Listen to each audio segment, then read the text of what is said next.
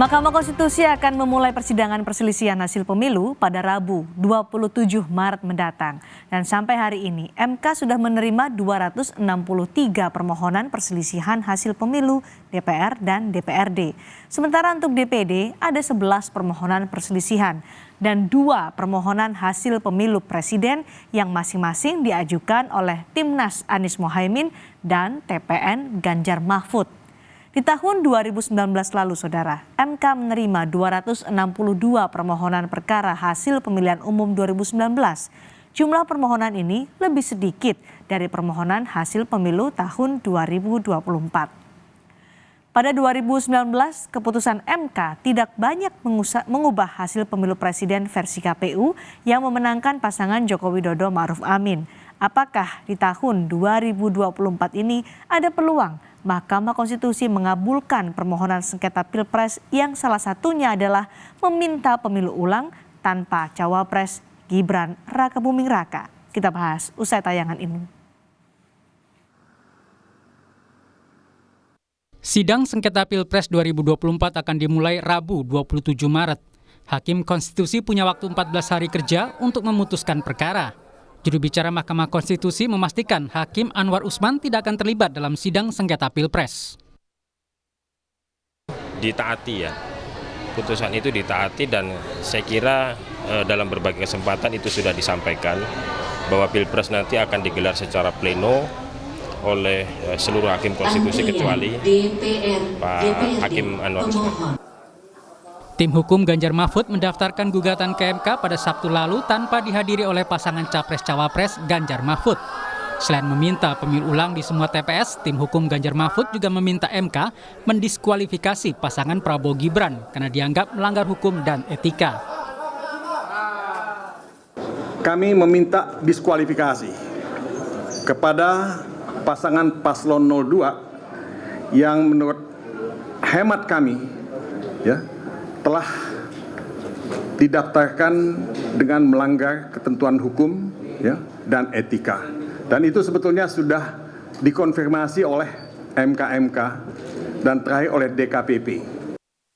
Sebelumnya, pasangan Anies Mohaimin lebih dulu mendaftarkan gugatan hasil Pilpres 2024 ke Mahkamah Konstitusi pada Kamis lalu.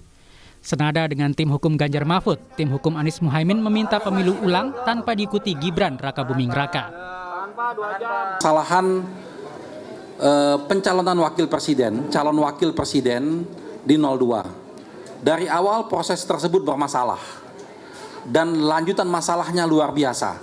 Karena kebetulan calon wakil presiden ini adalah anak seorang presiden sehingga membawa dampak yang begitu luar biasanya. Jadi seandainya nanti ini diterima sebagai satu argumen yang kuat oleh Mahkamah Konstitusi, tentunya kami mengharapkan dilakukan pemungutan suara ulang tanpa diikutin oleh calon wakil presiden 002 yang saat ini.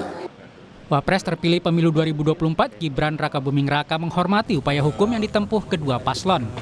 Mengenai permintaan pemilu diulang, Gibran mempertanyakan apabila paslonnya kalah, apakah pemilu akan diminta ulang terus hingga menang? Ya, salah satunya itu adanya permintaan kualifikasi terhadap pemilu, Mas. Kedua paslon 1 dan 3, Mas. Ya, dari paslon 1, paslon 3 ada, jika ada hal-hal yang kurang berkenan, sudah ada jalurnya masing-masing. Tapi minta pemilu Sesuai nggak? Ya monggo, diproses saja melalui jalur-jalur yang sudah ada ya. Tapi minta pemilu ulang, Mas, relevan nggak sih, Mas? Meminta pemilu ulang itu relevan nggak?